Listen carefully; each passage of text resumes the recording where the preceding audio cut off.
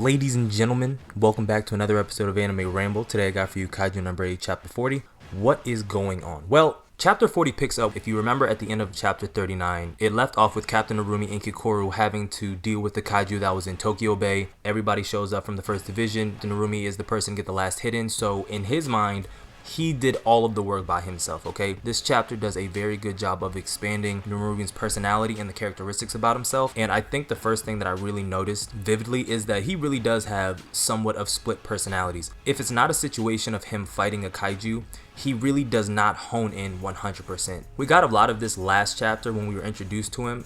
When it's time to go, it's time to go. And he even told Kikoru, I don't care about formalities, I don't care about honorifics or anything like that. The only thing that I need you to show me is overwhelming skill. And Kikoru was like, bet. So flash forward, we're in chapter 40 now. The Tokyo Bay Kaiju has been defeated and a newspaper article has been released detailing everything that has happened. Well, this is what I was talking about. You see Captain Narumi in his reaction to it because the paper misreported the facts, shocker, but they misreported the facts and said that Captain Mina and I guess the 3rd Division were the ones who took down the Kaiju in Tokyo Bay. This sends Captain Narumi into a fucking fit, okay? He is losing his mind and Kikoru is just standing there like, are you being serious right now? Like, does it honestly matter who gets the credit for it? But to him, it does matter a lot because, this is a shonen, so you gotta think this might just be his whole life. Everything he knows is probably absorbed into slaying kaiju. We might even get a depressing backstory similar to that of Kafka, where a kaiju attacked, he's an orphan, his home destroyed, he lost loved ones or something like that down the road. He really does not have patience for kaiju, and you even get that at the end of it where he looks at Kafka. Well, I'll get into that later.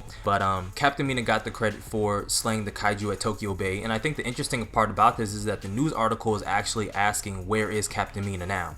So they think that she showed up to slay the kaiju, but has now disappeared. We know as readers, I want to say it's, I can't remember the chapter exactly, but it was several chapters ago, and Captain Mina had gave the orders to Reno and everybody about where they were going to go after the attack that number 10 did on Defense Force Base 3.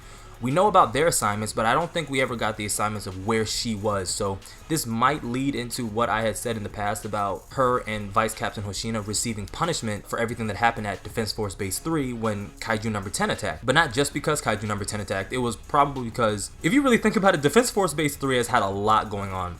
Kaiju number 9 has attacked, Kaiju number 10 has attacked, and they found out that Kaiju number 8 had infiltrated the entire facility. It's unlikely she's just going to get away with this scot-free. And she might be receiving some form of punishment, but I don't want to speculate too much on that. Same thing for the vice captain. It's just interesting that everybody is gone. We know where all the main characters are but these two. But while all this is going on, while he's tripping about not receiving credit, he went to social media, tried to defend himself saying it wasn't her, it was me. People were like, you're a bitch, and they kept it pushing after that. Kikoru was even looking at this man while all this is going on. I was like, are you being serious right now? And to just compound this and make it a little bit more hectic just to show you how much he really does not care about anything else other than slaying kaiju, while all this is happening, his phone is just spazzing in his pocket apparently, and Kikoru has to be like, look, are you gonna answer that? And he was like, nah, why would I waste my afternoon for something that I don't need to be a part of? And the vice captain overhears this. I guess he's in the room and he was like, because it's your job, that's why. Like, answer the phone, go to the meeting, and figure out what is going on. See, the vice captain, he's already answered his phone, so he already knows that this is going to be about Kafka and Kaiju number 8, so he has to tell the captain, and now the captain is interested in whatever the director general has to say to him at the time. That was who was calling him on the phone. So he shows up, and we do get the shot of Kafka. So it's been about 4 chapters. I don't want to say 4. It's been a couple of chapters since we've seen Kafka, and the most alarming part about this is the fact that the last time we saw him, it was said that he needs to do something in order to, help prove his innocence and help prove that he's not a threat. Well, it's been 5 days. He's been locked up this entire time. There's no way he would have had the opportunity to even attempt to defend himself in that regard until now. So the director general calls Narumi and Kafka into his office and says that Kafka is going to be joining Defense Force Base 1 for the time being. I'm assuming until Defense Force Base 3 is fully repaired, just like with everybody else. Narumi rejects it. He rejects it outright. He says Defense Force Base 1 does not need him. They got me. When I read this, I was genuinely concerned because the cockiness that comes from him is definitely a detriment, and you can just tell it's going to be a detriment in the future. And I got a lot of parallels between Narumi and Papa Shinomaya, just because I think Narumi currently is what the Director General was in the past, back in his heyday, his prime, or even back during the attack that happened with Daikaiju number 6, the one that took out his wife and Kikoru's mother. The events that surrounded the actual incident, we don't know. It could have been a freak accident. It could have been a mission that went wrong. But the Director General is saying in this instance, and I'm just reading between the lines here and I'm paraphrasing, hey Narumi, you're the 1st Division captain, yeah, but you have my daughter with you, right? Okay, I lost one. Stop playing, okay? You need to pull it together. This arrogance of yours needs to come in check. I'm really surprised, as arrogant and conceited and just low-key thoughtless this man is, how much he just works for himself and really not the betterment of society or for the defense of society. He really just does stuff for his own ego. And that's really not the person that you want leading your daughter. Or, I mean, I could be wrong. Well, no, I'm not wrong. I wouldn't want someone like that leading my daughter. But who am I? I don't have any kids. It is what it is. I'm just speaking about everything that's going on in this chapter and how Narumi's a man on the edge. And this is somewhat confirmed when you see the captain and vice captain's reactions to what the Director General had said. Obviously, with the vice captain being a little bit older and this only happening 10 years ago, it's entirely possible that he was there during the events that actually transpired. The Captain Narumi, he seems a lot younger, so I don't think he would have been on the front lines, but he might have heard about it through the grapevines. You know, it was a really big event, and this was only 10 years ago, so it could have been a situation he was in the academy as a platoon leader, something like that, and came across the information. Kikoru didn't really have that much of a reaction. I don't know if she knows exactly how her mother passed, and obviously Kafka is oblivious to everything. Even though Captain Narumi had turned it down, and the Director General was like, nah, you're gonna do this, Narumi claps back and is like, he would be more useful as a weapon. Now, this can't be the case because there's no guarantee that he would be able to wield Kaiju number 8, considering you can't wield 6 and God knows what other Kaiju weapons that you can't hold on to. But Kafka reassures him. He says, nah, I got a promise to keep, so I'll have to decline being turned into a weapon, and I plan on joining the 1st Division. He salutes him, and Narumi gives us what he gave Hikaru in the terms of, I don't care about your honorifics, your salutes, your technicalities, whatever. Show me results. And to a degree, I didn't have a problem with what it is that Captain Narumi had said. I had a problem with the reasoning behind the answer he gave. He didn't say, no, we don't want Kafka because he's unpredictable, he's a humanoid kaiju, we don't know anything about humanoid kaijus, how to make them, where they come from, their power range, if he's going to lose control. That's why I don't want him on the team. That's not what he said. What he said was, I don't want him on the team because you got me.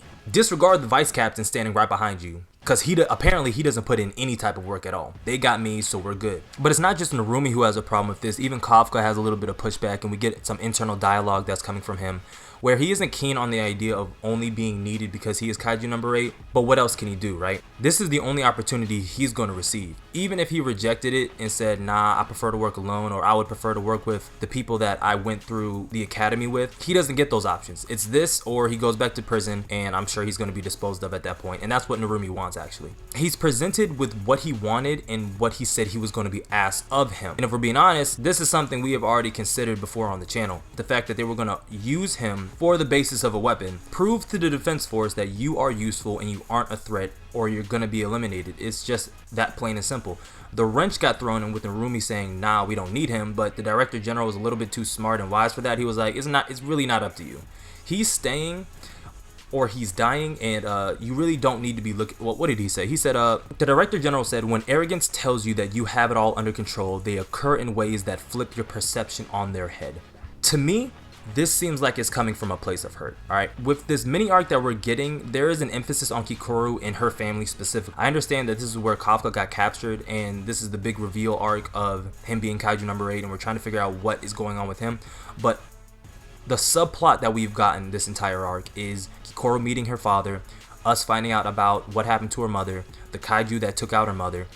The only thing that we don't know is if she was a civilian or if she was a defense force member. Regardless of any of that, this is just much focused and centered around Kikoru that it is around Kafka. When you read the things, and if you just glossed over it because it wasn't Kafka or it wasn't anybody that you really cared about, go back and read what the Director General said to Narumi, and you can really tell he's speaking to him like, I understand that you're strong, I get that, but these are kaijus, they're unpredictable, and on top of that, we're introduced to a new threat we've never seen before, and on top of that, you have my daughter under your protection. I need you to operate with a little bit more of a certainty and a little bit more care and caution when you go up against these kaiju that have already taken out one defense force base, and we don't even know if the one standing next to you is on our side or not. So a lot of things are going on in this chapter. Kafka has to push. I thought Kafka was going to lose it, but he handles this very maturely. You know, he is 30 something, so I'm glad he didn't spaz off and just blow up the fucking building. Not that I think that this was a series that would have done something like that, but Kafka just casually raises his hand and was like, look, I can't die yet. I have a promise I had to make, so I'm here for you, whatever you need. I'm here to serve. I'm ready. He salutes.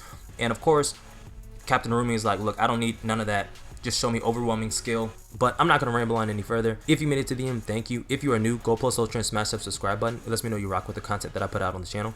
Like the video if you like the video. Dislike the video if you dislike the video. Comment on the video your thoughts about what you think is going on. Subscribe if you are brand new. And like always, until next time, I'm out. Hostile spy plane established overhead.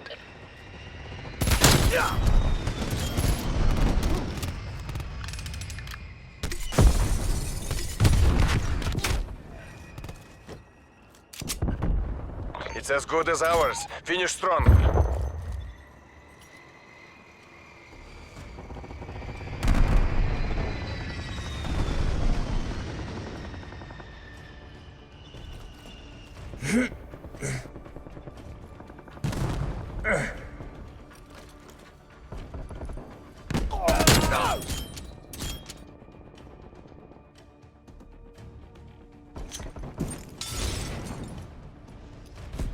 Молодцы, разведчики.